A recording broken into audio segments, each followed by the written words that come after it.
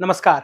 चलिए बात करते हैं वृश्चिक राशि वालों के लिए 2026 कैसा रहने वाला है सितंबर का ये महीना। तो सबसे पहले मैं आपको बता दूं कि ये 8 महीने वाले का जल तत्व की राशि वृश्चिक हो गई और इसके हिसाब से क्या-क्या प्लैनेट की पोजीशन है, आइए आपको मैं एक और बता देता हूं, जिससे कि ये आप समझ पाएँ कि ये पूरा महीना कैसा रहने वाला है, आपको कौन से ऐसे कार्य हैं जो नहीं करने हैं और किन कार्यों पर आपको फोकस करना है। तो सबसे पहले मैं बता दूं आपको कि आपके केंद्र में यानी कुंडली के जो केंद्र में है, ये मैंने केंद्र बना दिया कुंडली के केंद्र में यानी 4th हाउस में आपके राहु हैं और 10th हाउस में केतु हैं। ये एक ही केंद्र में आ जाने के बाद, राहु केतु का केंद्र में आ जाने के बाद आप पर क्या प्रभाव पड़ने वाला है, इसका विशेष हमें ध्यान देना होगा। लेकिन अच्छी बात ये है कि केतु के साथ-साथ यहाँ पर सूर्य की युति बनती है, जो केतु को डिमोरलाइज़ करती है, यानी केतु के प्रभाव को कम करती है। सूर्य सम्मान का, आत्मसम्मान का, उगने का प्रतीक है, तो वहीं केतु यहाँ पर एकाग्रता का अध्यात्म का प्रतीक है, अचानकता का प्रतीक है।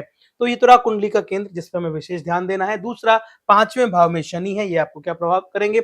अच्छी बात ये है कि भाग्य स्थान पर आपके गुरुदेव हैं और गुरुदेव भी उच्च के होकर बैठे हुए हैं। यानी आपके भाग्य स्थान पर गुरुदेव उच्च के हैं, ये आपको बहुत अच्छा प्रभाव देंगे क्योंकि उच्च के हो जाने के बाद कोई भी अच्छा परिणाम देता है, ये आप अब समझ गए होंगे।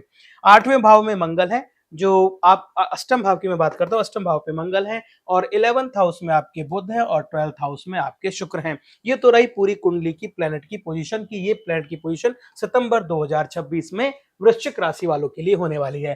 तो सबसे पहले मैं बात कर रहा हूँ भाग्य भाव की, क्योंकि भाग्य भाव आपका बहुत अच्छा है। आपको कोई भी कार्य करेंगे, आपको भाग्य का साथ मिलेगा और आपके कार्य पूर्ण होते हुए चले जाएंगे। ये तो आप लिख कर ले लें इस बात को कि भाई आपके गुरुदेव आपके भाग्य के भाव में बैठे हुए हैं।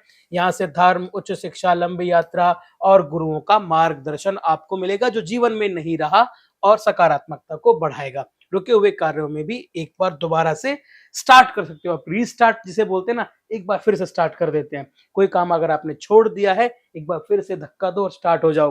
तो ये गुरुदेव यहाँ पर ये करने वाले हैं। दूसरा मैं बात कर रहा हूँ पंचम भाव की, पंचम भाव में है यहाँ पर शनि। शनि पंचम भाव में हो जाने से आपको शिक्षा, संतान, प्रेम या फिर आपके जो क्रिएटिव थॉट्स होते हैं उन पर थोड़ा सा प्रतिबंध लगा देते हैं और आपको फिर धैर्य रखने की आवश्यकता होती है कि हम इन चीजों को दोबारा सोचें।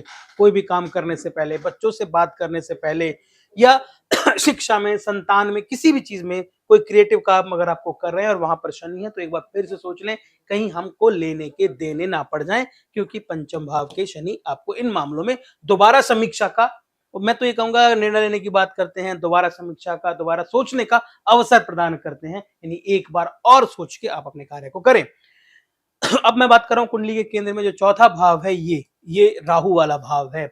यहां से हम लोग देखते हैं भूमि, भवन, वाहन, माता, इन भावों को हम यहां से देखते हैं। यहां पर हो गए भैया मानसिक अशांति।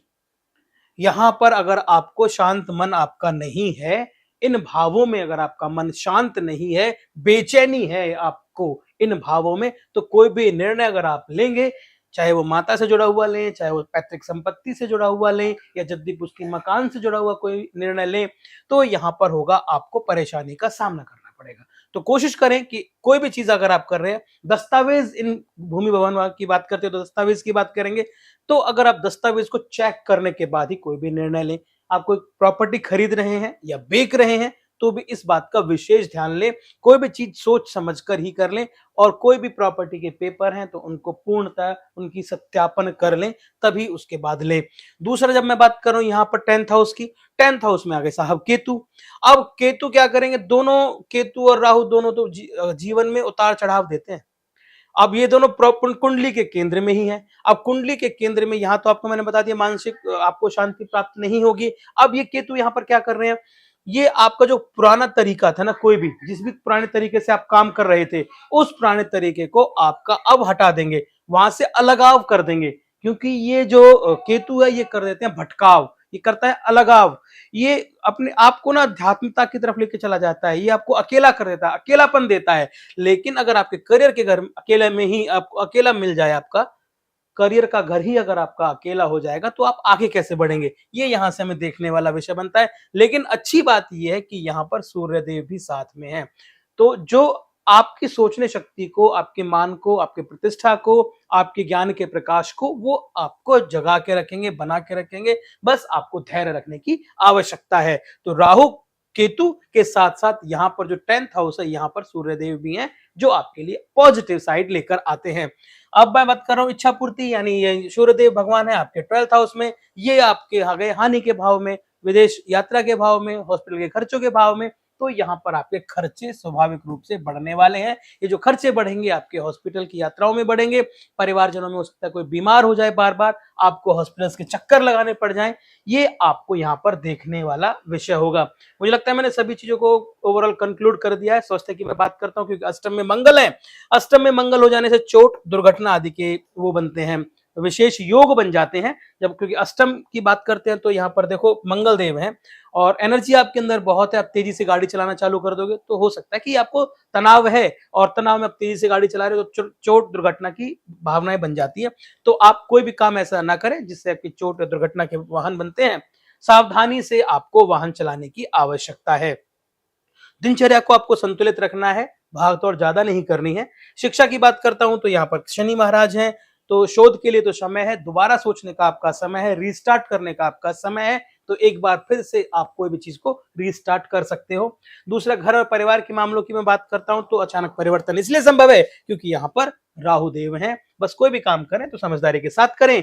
प्रेम विवाह में गंभीरता देखने को मिलेगी। अगर आपका प्रेम है तो वो उसे आप विवाह तक लेकर जाया जा सकता है। भरोसा रखना होगा, एक दूसरे पर भरोसा रखें, समझदारी से काम लें, एक दूसरे को सुनाने की बजाय सुनने पर विश्वास रखें, तो आपके ये कार्य भी हो जाएंगे। धन के नए स्रोत बनेंगे क्योंकि ये देख लेंगे आप। खर्चों पे नियंत्रण करें तो अच्छा रहेगा। निवेश सोच समझ कर करें। बस ये निवेश का जो था सोच समझ कर करें, ये आपके लिए बहुत अच्छा रहने वाला है। तो कुल मिला के ये महीना आपके लिए ओवरऑल बहुत अच्छा है। अगर आप मैं इसे 10 में से मार्क करने की बात करना हूँ तो 8 मार्क मैं इसे दे सकता हूँ। बाकी आपका कोई सवाल बचता है, कुछ पूछना चाहते हैं तो आप मुझे कमेंट करें और नाम, नंबर और कहाँ से आप क्या सवाल करना चाहते हैं मुझे लिखें। वीडियो में अंत तक बने रहने के लिए आपका बहुत-बहुत धन्यवाद। नमस्कार।